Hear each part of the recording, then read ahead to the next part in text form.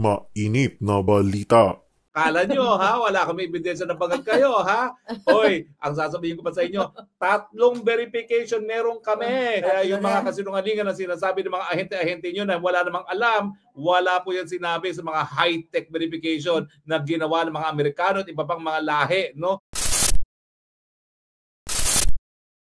Ito ang nakakagulat na balita ngayon sa mundo ng politika. Matinding ebidensya laban sa administrasyon, nalantad, panggigipit di umano ng kamera kay Attorney Roque, tinuldukan na. Tuluyan nang binigyan ng go signal si Attorney Harry Roque ng Netherlands para mag-apply ng asylum sa kanilang bansa. Ibig sabihin nga ay hindi na siya pwedeng ipa-deport pabalik ng Pilipinas at maobliga nga sa mga hearing ng Kamara kung saan siya ngayon ay kasalukuyang pinaghahanap. Ayon sa kanya ay hanggang ongoing pa ang kanyang aplikasyon ay hindi na siya kailangan pang magtago mula sa mga otoridad na di umano ay ginawa niya nang lisanin niya ang bansa dala nga ng di umano political persecution bilang isang kilalang taga-suporta ng mga Duterte. Kaugnay din sa balitang ito na tila hindi pinapalabas ng mainstream media ay isinama pala ng batikang abogado bilang ebidensya at suporta sa kanyang asylum application ang beripikado at authenticated pa mismo ng isang US-based AI forensics company na pulveronic video di umano na matatanda ang nagtrending nga noon sa mga social media. Galing nga di umano ito kay Maharlika na kilalang matapang na kritiko ng administrasyon at siyang nagpa-authenticate pa mismo sa video para magamit di umanong ebidensya kung sakali mang makasuhan daw siya sa Amerika. Ayon din sa post ng sikat na vlogger na si Sas na bukod kay Roque ay may mga Filipino individual ang nag-apply di umano ng asylum sa iba't ibang bansa dahil nga sa di umano'y pang-uusig na natanggap sa ilalim ng Administrasyong Marcos at ito nga ay maaaring magamit ding matibay na basihan sa aplikasyon ng asylum ni Attorney Roque. Mukhang hindi na nga talaga mapipigilan ang isa sa mga ikinakatakot na issue ng administrasyon na malantad at posible pa di umanong magamit laban sa kanila. Pero alam mo, Maharlika, mag-ingat ang mga bangag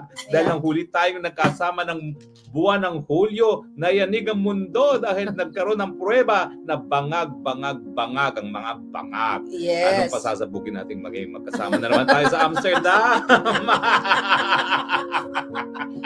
Nung last time na yanig sila, kala nyo, ha? Wala kami ebidensya na bangag kayo, ha?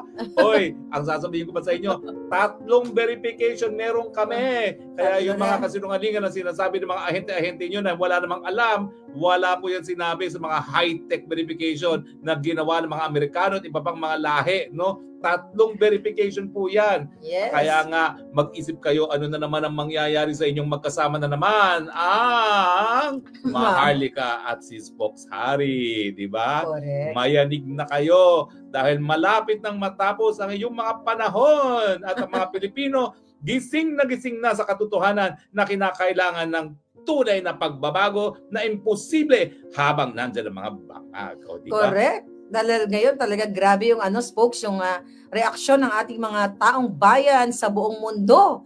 Imagine niyo yung hindi masyadong mapolitika, nagsilabasan sa kanilang mga bahay para talagang magprotesta at ipakita ang pagmamahal kay Pangulong Duterte at syempre sa bayan. Kasi alam mo, hindi lang si Duterte naging issue eh. Correct. Nung sinurrender nila sa dayuhan ang isang dating presidente para sa di umanong mga kasalanan na ginawa sa Pilipinas. Bakit? Tayo ba'y walang gumaganang hukuman? Tayo ba'y nasa ilalim pa ng mga kaputian para kinakailangan na dayuhan na maghusga? So parang nagkaisang bayan, hindi lang dahil sa kulay politika. Kung ano man ang kulay mo, basta ikaw Pilipino, dapat magalit ka sa ginawa nila. Pinakidnap ang isang presidente at dinala sa isang dayuhang lugar na dapat hukom na Pilipino ang naguhusga.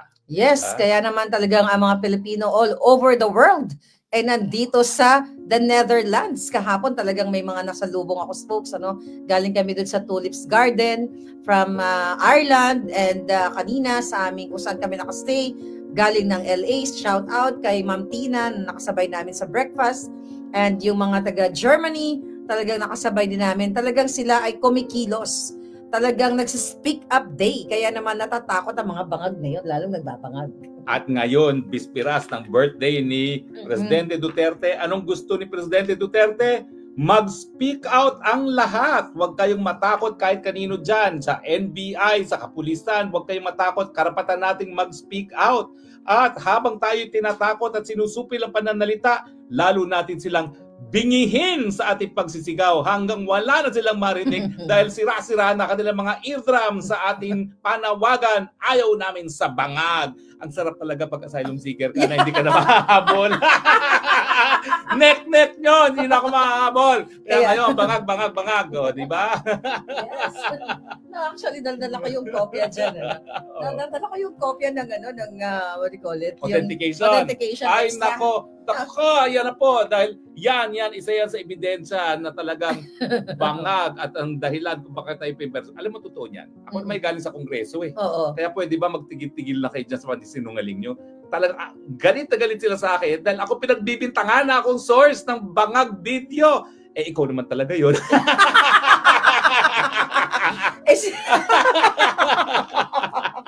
Oh my God. Biro mo, ikaw nag-source, akong ginipit, palibasa, hindi ko nila mahabol. Well, meron na po akong insurance against deportation, hindi nyo na ako mahahabol. Correct. Speaking of that, insurance folks, kumusta naman ang proseso sa iyong pag-apply nga ng asylum? Kasi maaring yung mga kababayan, mga ibang, sa Pilipinas na nagsisik or naghahanap sila ng mga bansa na pwede nilang pag-apply ng asylum, makabigay tayo ng impormasyon. Well, ano ba naging steps mo? Alam mo, hindi ko akalain. Okay. Kasi sabi nila, wala naman daw kulong. Totoo, walang kulong. Kaya lang, pupunta ka dun sa lugar na 3 hours away from Dahig, tapos yung kanyang facility, walang bus, walang mapuntahan. Ang pinakamayapit na bayan ay 20 kilometers away. Kung ikay magta-taxi, 80 euros each way.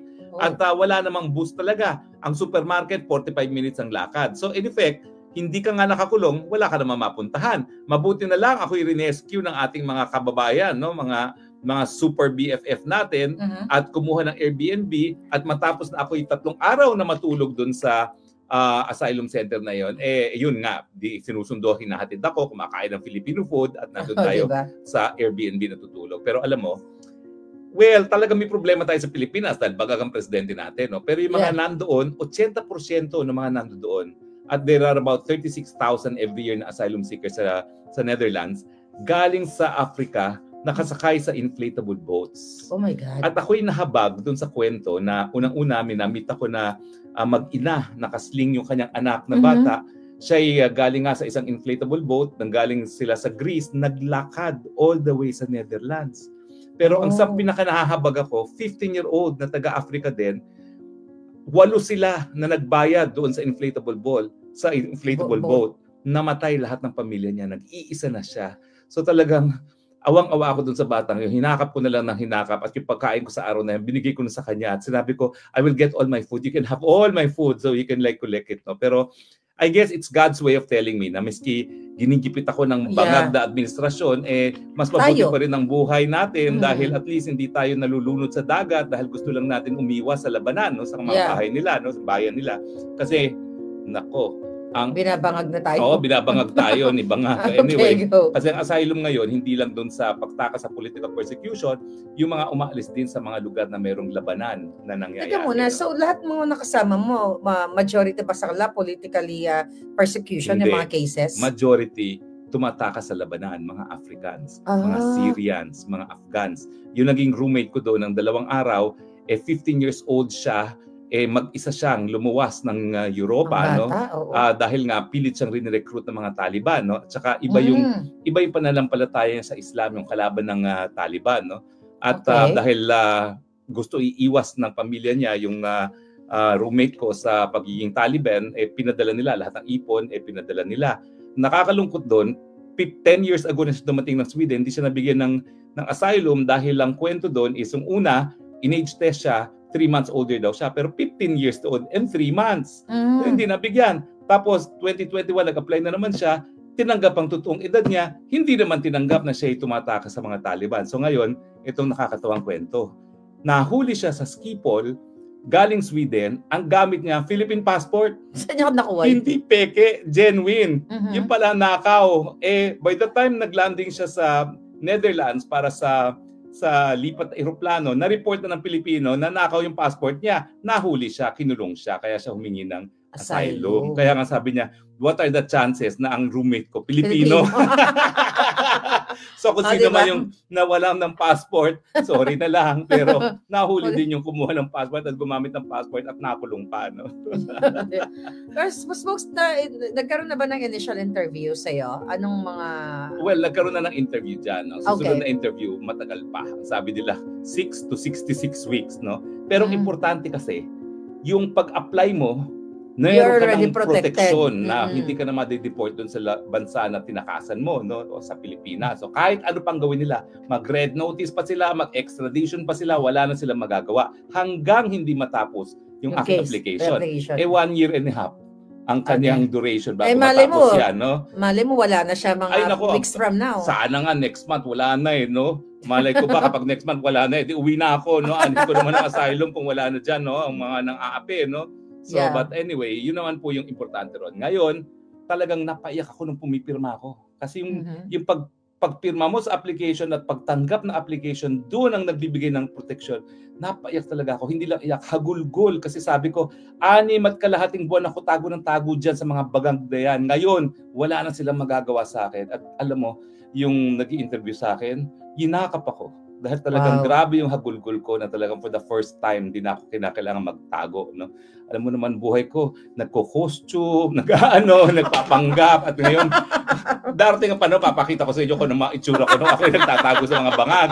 Ay, nako, ngayon hindi na ako kailangan magtago. Bahala kayo sa mga buhay ninyo. Nandito na ako, may karapatan na ako bilang asylum seeker. Yes. So, ano ba yung mga balita dun sa Pilipinas? Kasi, balita from your friends, talagang, alam ko naman na hinahunting tayo pareho, hindi lang ikaw. Dahil mas matindi ka, di ba? Ikaw gusto ka nilang gurgurin. Yeah, may assassins talaga silang pinadala. Pinapasok pa sa Amerika, ha? At may konsabahan yan sa mga opisyalis natin dyan sa Philippine Embassy, ha? Dahil sila pa nagpapasok dyan, ha? Yes. Actually, kasama nga yan sa mga exhibit ko, no? Yung mga ganyang information, mga ebidensyang kinalap ko dahil dyan sa gusto talaga nila akong paggurgur. But ganun pa man, lumalaban tayo kahit saan. Kaya nga talagang wala nang atrasan to, folks. Wala na. Ako dati, maingat pa dahil sabi ko, baka ako matrace, VPN pa, at saka kahit paano, hinay-hinay lang. Ngayon, wala na. Bangag. O, di ba? Kaya naman magurgur tayong dalawa. Dala ko ang pasimuno ng mga kabangagan. Hindi, meron tayong mga Dutch na magpoprotekta sa atin dito, di ba? Yes. Hindi sila po pwede rito. Dahil dito walang diktadurya, dito walang panunupil ng karapatan. Kahit araw-araw tayong mag-rally doon sa place of detention ni Presidente, wala silang magawa. Kahit araw-araw tayo magsigaw ng bangag, wala silang magagawa. Dahil pag sila sinupil tayo, merong European Court of Human Rights. Lagot sila to. Diba? Yes, mananagot talaga sila. Pero folks, ano yung mga na-realize mo or natutunan mo during that 6 months na nagtatago tayo, kasama na ako dyan, tayong dalawa, no? Na sa mga kabangagan ng gobyerno ni Marcos Jr. Well, una talagang gusto ko maibalik sana yung panahon na bakit ba ako nagpabudol dito sa bagag na ito. No? Talagang sinabi ko, ako, meron din akong ama. Ang ama ko may mga pagkakasala. Bakit ako magbabayad ng sala ng ama ko? Pero siya hindi na natin naisip na for instance, sa pagnanakaw, nakinabang din siya. Yes. Dahil syempre, nabuhay siya na para siyang prinsipe na hindi siya nakakasakit ng pagkagutom, hindi nagtatrabaho, walang tinapos na pag-aaral, and yet limpak-limpak sa salapi niya, no? Papulburon lang, no? So parang hindi totoo yun. Nasasabihin natin na palibasa anak siya, hindi niya kasalanan. At saka, yun nga nakinabang sa pera ng bayan. Nagkamali talaga tayo doon. Sumunod ako kay Inday Sara, kaya pikit mata. Sabi ko naman, baka nga babaguhin ang kasaysayan ng Pilipinas. Hindi pala, mas malala. Kasi pero you'll never know. Baka may purpose ang lahat ng ito. Well, ang purpose wag na natin talaga silang pagbayagan. Wag na bumalik kung mawawala. Wag na magbabalik at wag na magpabudol muli. Yes. Talagang ang kanilang mga ginagawa sa bayan, genetic. Yung pagnanakaw, yung pagiging diktador, nasa dugo na sila. Nasa dugo na nila yan. Wala na yan. Hindi na magbabago yan. Anong nakikita mo dito na ang dramatization ni Amy Marcos na tinanggal na siya doon sa alyansa ng mga bangag, kesyo hindi na mention yung name niya doon sa last nilang sortie. At itong si Amy parang may eksena na pinagkaroon nga ng hearing dito sa Foreign Relations Committee na kung saan parang isang banda yung mga iba gustong papaniwalain na parang more on for PRRD itong si Amy Marcos. Kasi ako, I don't buy that. That's BS. Kasi alam ko for sure na itong si Amy, di ba, talagang hindi niya booking na yung kapatid niya ay bangag. Kasi kung I don't know, kung matatandaan mo, last year, ay nangako yan siya through dun sa common friend natin na magsasalita na si Amy Marcos, sasabihin niya sa taong bayan at saka sa kanyang kapatid na si Bangag na mag-rehab ka na muna, magpahinga ka na muna, hindi yan maganda sa taong bayan. Kaya, sasabihin na daw ni Amy Marcos yung totoo na addictus yung kanyang kapatid. So, anong point mo ngayon sa nangyayari ngayon na spokes na mga drama ni Amy? Well, alam mo to, ako talaga gusto kong paniwalaan si Amy. Mm-mm. Alam ko, nagtatatalo pa tayo ng mga panahon na yon. No? Pero Yeah. sabi ko is, kung talaga namang gusto niyang ang kanyang kapatid, di matagal na niyang tinalikuran si Inday Sara. Mm-mm. At naalala ko pa nga yung nagpunta kami dun sa bahay ni Ivy, kung saan nagpunta rin si Bibi Sara isang araw matapos siya magbitil sa DepEd. Meron lang kami pag-uusapan, singin si Amy. No? So talagang, ako talaga, nabola din. Kaya lang, naging malinaw sa akin nung nagkaroon ng rally ang alyansa sa Ilocos Norte at pilit pa niyang pinuntahan yung kanyang kapatid para itaas ang kamay niya. Yeah. Talagang yun, talagang malinaw na talagang gusto lang niya mamangka sa dalawang ilog. Anong nangyari? Number 18 siya ngayon. Kung siya ay naging consistent sa mulat-mula at sinabi niya na talaga na paninindigan ko ang mga Duterte dahil hinayaan naman yung nilang magkaroon ng mapayapang libingan ng kanyang ama, siguro nasa number 5 siya dahil si Bongo na loyal kay Duterte, ayun, number 2, number 1, di ba? Pero namangka siya sa dalawang ilog. Ngayon, hindi na siya makabawi at ilang buwan na lang, ilang linggo na lang, election na. Number 18 na siya.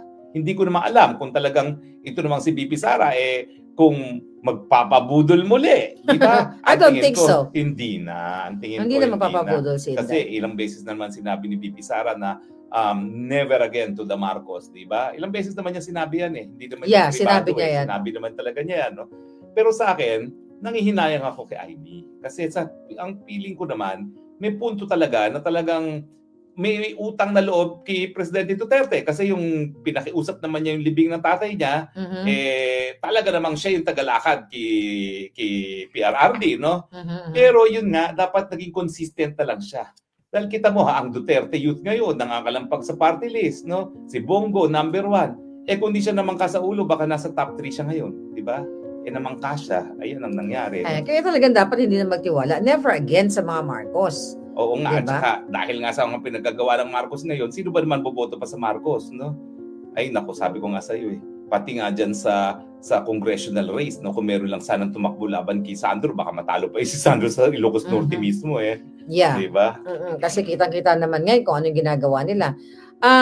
Bago tayo dun sa birthday, no, na Bisperas na ngayon nag-celebrate kami, actually palangga, but tomorrow, ang dami talagang for sure na ngayon pa lang nagbabiyahe na papunta dito.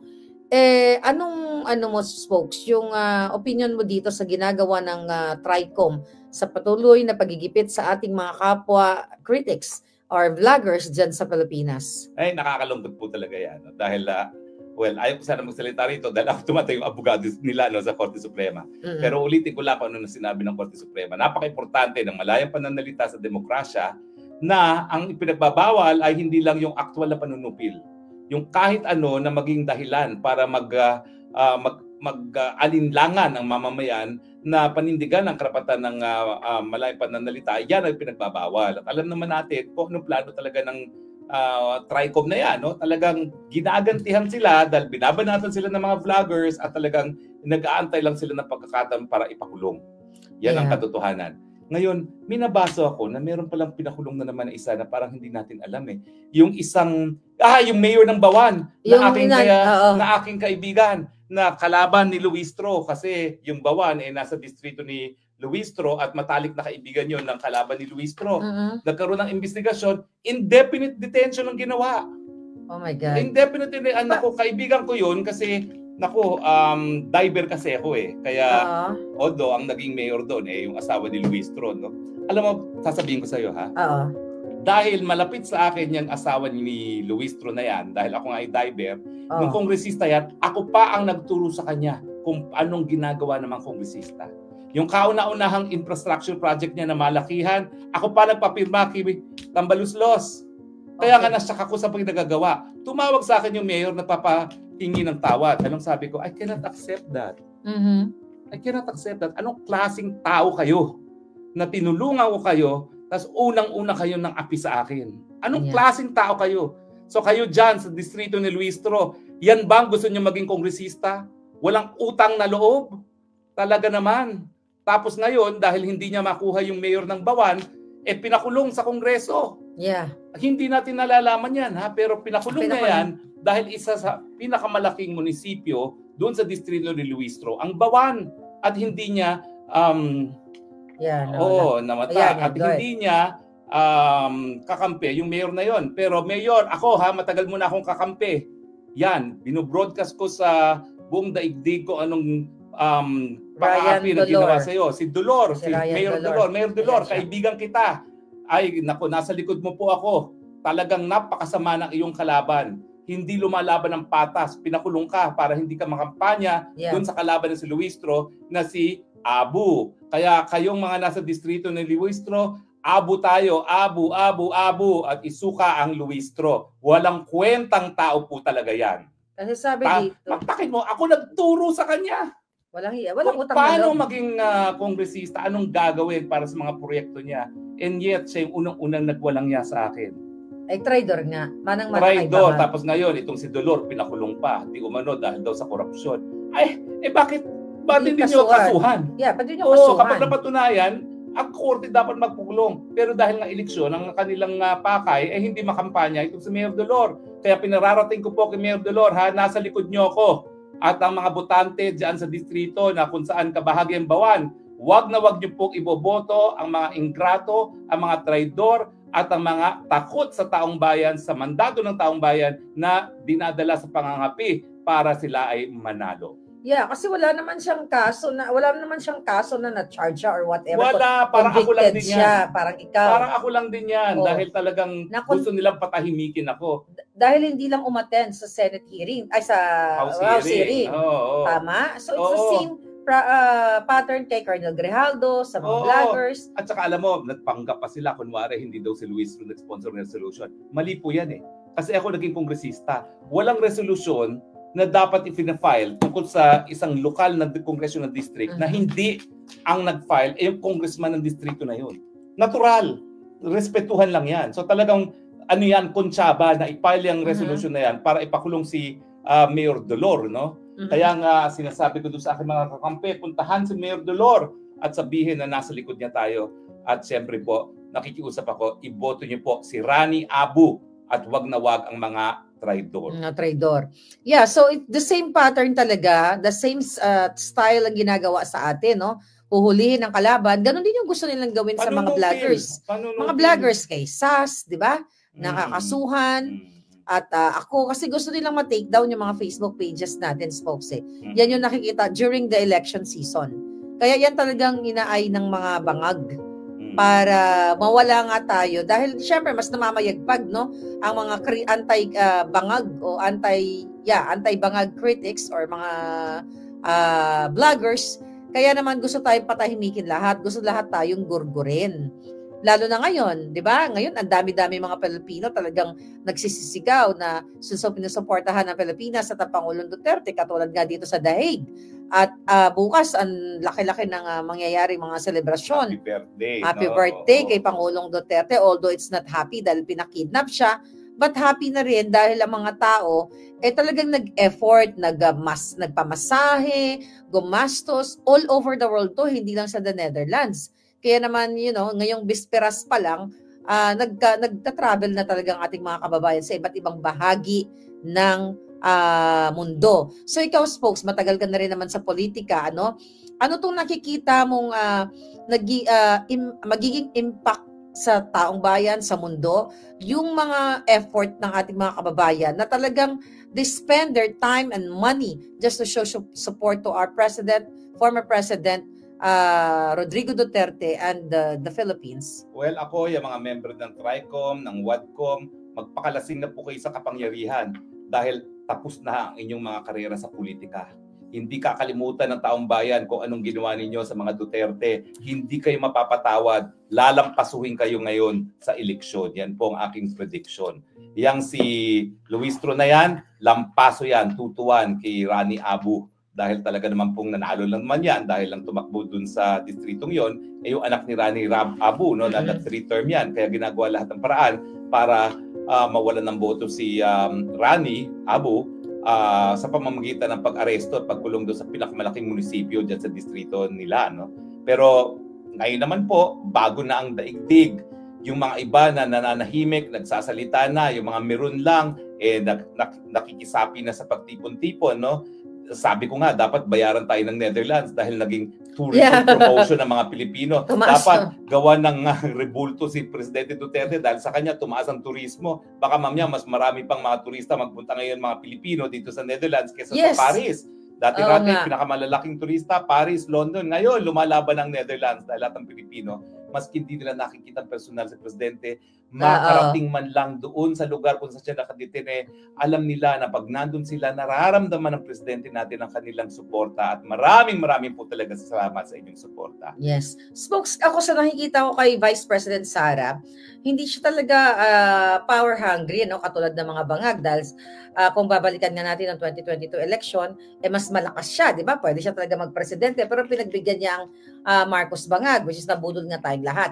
So let's say for example, itong mga pagtitipon ng mga taong bayan sa buong mundo, buong Pilipinas, dahil Sinda hindi naman nananawagan na talagang mag-aklas o mag-alsa yung mga tao para palitan ng presidente, although nananawagan ang taong bayan na mag-resign si Bangag. So let's say for example, talagang talagang nagbunga ito at si Vice President Sara ay ayaw niyang maging presidente. Kunwari lang, sino ang pwede? Well, unang-una, lilinawin natin ha. Hindi nagtatawag ng ganyang revolusyon ang BP. Kasi alam naman niya na bilang isang Pilipino, kahit pa paano kinakailangan bigyan natin ng kahalagahan natin sa saligang batas. Okay. Pero kung talagang ang taong bayan maghusga na sipain ng mga bangag, walang magagawa. Kinakailangan gawin niya ang kanyang katungkulan bilang isang vice-presidente. At siya talaga ang magsasucceed as president. Sa tingin ko po, hindi para tanggihan ni BP Sara ang paghamon kung mangyari yan. Kasi yan talagang trabaho ng vice presidente. Kapag wala ng presidente, siya magsasucceed para walang power vacuum. So ayaw ko mag-speculate na mangyayari yun na kapag nawala ang isang presidente dahil nasisanti ng taong bayan at legal naman yan, nagawa na natin 2 beses, na hindi tatanggapin ni Inday Sara ang paghamon. Tingin ko tatanggapin niya dahil abogado naman yan. Obligasyon niya yan. Yeah. Pero hindi, kunwari lang, ayaw niya. Kunyari, talagang, mag-rest na ako, focus na ako sa family ko. So, ano ang pwede? Ang possible lang, legally. Ay, kapag hindi tinanggap yan ni BP Sara, meron tayong order of succession. Pagkatapos ng Vice President, nandyan ang Senate President. Pagkatapos ng Senate President, nandyan ang House Speaker. Let's say mga military. Well, ang military, depende naman po yan. Kasi alam nyo, sa saligang batas natin, ginawa natin protektor ng taong bayan ang military, no? Nung minsan nga, nabaliwala ang saligang batas dahil nag-alsa rin ng military na binigyan proteksyon ng taong bayan, no? So, sa akin, wag sana mangyari, no? Pero meron na tayong mga president, okay? Kung hindi tatanggapin ni BP Sara yan, baka militar mismo ang mag-rule. Wag naman sana mangyari yun, no? Dahil meron na constitutional successor. Dahil kaya nga, naghalal tayo ng Vice President para hindi mangyari yon na walang mandato ng taong bayan ang mamumuno. Malinaw po tayo ha. Sorry, yung mga gusto maghabol ng incitement to sedition, hindi natin sinabi yun. Thank you, Spoke, sa pagpapaliwanag mo, no? Kasi nga, kaya ako naitanong doon. Kasi na-meet ko si Vice President Sara, wala ako nakikita sa kanya talagang gigil na gigil siya na, ano yung bangag, no? Ang nakikita ko lang kay Day Sara, na focus siya na ibalik si Pangulong Duterte dahil illegal siya na kinidnap ng Marcos Jr. Ang sabi nga niya, mag-move on or mag-focus tayo sa ating mga buhay-buhay. Pero syempre, yung mga tao, hindi naman kayang pigilan yan, Inday. Oo nga. Well, ako nga, humahanga ako sa kanya na habang iba ay talagang naglalaway sa kapangyarihan, siya parang ayaw na niya, parang gusto na lang niya manahimik. Pero sinasabi rin nga niya, pinasok ko ito. In fact, sinabi niya yan sa tatay niya kasi nung minsan, pinaparesign siya ni PRRD, hindi lang as Deputy Secretary, kundi as Vice President din. Oh, wow. Ang sabi, ewan ko kung nasabi ko na sa inyo to ha, pero ang sabi niya, di ba tinuruan mo kami na kapag kami nanumpa sa katungkulan, na gagawin namin ang katungkulan namin, lalong-lalo na kapag kami hinala ng bayan, gagampanan namin yun. Bakit ako mag-resign as Vice President? Hinalala ko ng taong bayan para dyan. True. Pero ngayon talaga nakikita ko na napakahirap ng lagay ni VP Sara dahil in the first place, ayaw naman niya ito talaga. Mag-file na nga siya na ang tatakbuhan lang niya mayor, nabudol nung isa. Nabudol nung isa na kailangan tumakbo siya, otherwise hindi niya matatalo yung taga Bicol, no? Totoo naman dahil kung hindi siya tumakbo, baka Leni Robredo ang presidente ngayon at hindi Marcos Jr., no? Yeah. So maghirap ng lagay niya na talagang ayaw naman niya, nabudol lang siya, tapos ngayon meron pang issue na baka naman naglalaway sa posisyon kaya nangyayari ito. Hindi po. Ang mga pangyayari po ngayon ay dahil galit ang taong bayan. Manhid na talaga kayo na hopeless na pagkamanhid kung hindi nyo po nararamdaman ang galit ng taong bayan. Yes, kaya naman talagang ang taong bayan ang kikilos. Hindi natin kailangan kumilos actually. Dahil taong bayan, ang talagang nagpapahiwatig na sukang-suka na sila sa gobyernong bangag. Pero kung Tekes folks, ang tanong ko sa'yo, I don't know kung nakatanggap ka ng mga emails, at mag-ingat ka. Kasi kami ni SAS, may natanggap kami na email, which is video message, na kesyo ito daw ang mga kapulisan ay gusto ng, sukang-suka na sa gobyerno ni Bangag. So it's like an inciting to sedition video na pino-forward sa amin para i-share namin, ang tawagan namin ni SAS dyan, is the name fake news. Ikaw ba? Pag ikaw ay matapang na tao na may panindigan para sa bayan, magko-cover ka ba ng mukha? Correct. At sabihin mong ano? At saka bakit ka dakdak ng dakdak? Kung gusto mong mag-revolusyon, di lumabas mag-revolusyon ka. Bakit siya mapapasa kay Sas o kay Marley? Bakit papabroadcast mo pa sa Buljakan? Hello, masyado ka namang publicity hungry. I know, kaya mag-ingat kayo mga walang palangga. exciting to sedition dyan. Sinasabi nga namin, uloy, binobola nyo kami dahil gusto nyo i-broadcast namin para madimanda kami ng inciting to sedition. Sorry, alam namin ng batas. Yes, tsaka sinasabi kasi ni NBI Director Santiago na hinahanda na nila, nagbi-build na sila ng mga cases laban sa atin at sa mga vloggers. So ano naman yung nakikita mong message sa taong bayan na ultimong mga kritiko, ordinary citizen, ordinary Filipinos from all over the world na talagang hahantingin ng gobyerno ni Bangag, mag-post-post lang tayo? Alam niyo po, kapag alam na ng gobyerno na talagang nawala ng suporta ng taong bayan, wala na silang gagawin kundi gagamitin ng dahas at pananakot. So habang nananakot po sila, yan ay pruweba na alam nila na wala na silang suporta ng taong bayan. So patuloy lang po tayo. Shout out day para sa birthday ni PRRD. At bingihin natin sila sa ating shout out day. Let us paint the world green. Yes. Green is the color of the day. Yes. Actually, may mga dumating tayong mga bisita ngayon, mula sa ngayon kapapasok na Ireland, Belgium, at kung saan-saan pa. Isa tayong paboritong bisita na kakarating. Pero mamaya yun, mamaya. Surprise natin yun. Mamaya, magbablog ulit tayo. Manginginig ang mga bangag sa ating bisita ngayong gabi. Oo. Correct. So, alas 6 na pala, no? So, sabi natin 6:30 yung press con natin. But anyway, folks, ano yung ni-expect mong mangyayari bukas sa karawan ni Pangulong Duterte, not only in The Hague, but to the whole wide world? Alam mo, sa buong mundo, magtitipon-tipon ng taong bayan. magtitipon-tipon sila dahil pagdiriwang ang kaarawan, magtitipon-tipon sila dahil sila Pilipino na naninindigan na mali ang kidnapping, mali ang pagsusurrender ng isang Pilipino sa mga dayuhan, mali na pinagbibintangan ang pinakamamahal na presidente ng Pilipinas sa kasaysayan natin. Yeah. Message mo sa naghahunting sa'yo? Come and get me. Come and get Come and get us. Yeah. Grabe, talagang mga kababayan, nakakatuwa, ano? Sabihin nyo na ako anong flight nyo, sunduin ko pa kayo sa airport. Masundan kayo ni Spokes. Susunduin namin kayo. Oo nga. Oo. At saka, hello, you're looking for us. We're here. We're here. Magkape-kape pa tayo, di ba? So, anyway, Spokes, talagang sabi ko nga, itong laban natin, very historical ito eh. Dahil parang after nung Marcos Sr., although yung mga dilawan na talagang inaapi din, mga kritiko. Pero ito, worse talaga itong Marcos Bangag eh. Parang naging, kung ang Marcos Sr., ikaw, mas bagets ka mas bagets ako ng konti sa'yo. Oo nga. So, ano ba yung no? Dati ako palagi pinakabata, ngayon ang babata ninyong lahat. So, anong difference ng senior at saka junior? Well, Marcos, may pinag-aralan yung senior. Yeah, may pinag-aralan yung senior. Walang bisyo yung senior. Ito talaga, bangag talaga, no? So, yes, ayun lang muna yung mga update natin. Spokes, may sasabihin ka pa ba sa ating mga palangga? Well, alam niyo po, napakahirap ng aking naging buhay nitong nakalipas na 6.5 taon. Nagpapasalamat po ako sa lahat ng mga nagbigay ng suporta. At dun sa mga nag-aalinlangan pa kung magsasalita, alam niyo po, may Panginoon at bibigay proteksyon dun sa mga nasa tamang landas. So manindigan lang po tayo, ipaglaban po natin ang bayan dahil kung hindi po tayo paglalaban ng bayan Pilipinas, hindi po yan gagawin ng dayuhan para sa atin.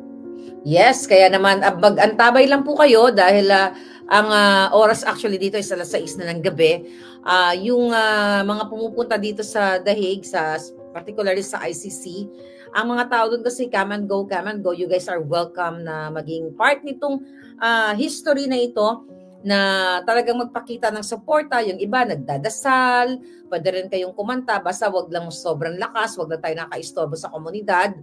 At everyday may mga pumupunta din mga palangga natin doon, nandun yung mga vloggers at kung sino-sino pang mga kaalyansa natin para sa bayan. At paalala ko lang, Spoke, kasi yung mga reporters at yung mga may mga pumupuntang bangagan mga dilawan doon sa ICC. Paalala ko lang na wag nyo silang parang i-provoke or something. Kasi yun yung gusto nila. Para makakuha sila ng grounds para ibato sa atin, or maybe they will report us as Pangulong Duterte's supporter, right? What do you think about that? Kasi parang minsan may mga ganong commotion. Well, alam nyo, ayaw ni Presidente Duterte na gawin natin yan. Yeah. Alam mo, nung siya'y presidente, hindi niya pina-impeach. Pinagbawalan niya impeachment ni Lenny. Diba? Sinabi niya, kalokohan yan. Why will impeach her? Pabayaan niyo siya dyan, okay? At hindi siya nag-isip na, mangbenga ng kahit sino. Mangbenga, oo. Pwede niyang ipinakulong si Noynoy Aquino at ang kanyang mga kaalyado. Walang ganong inisip ang Presidente Duterte. Dahil ang inisip niya, daming problema rito, poproblemahin po pa kayo. No? So, wag niyo na pong gawin yan dahil hindi po yan gagawin ni Presidente Duterte sa kanila. Bagamat, welcome to the Netherlands, Leila de Lima. Yeah. Welcome kang pumunta dito bukas sa birthday. Yes, magkita-kita tayo. At napapakitaan ka naman namin kung na sibilisado naman kami. Kaya lang, hindi ka talaga mahal ng tao ito bukas.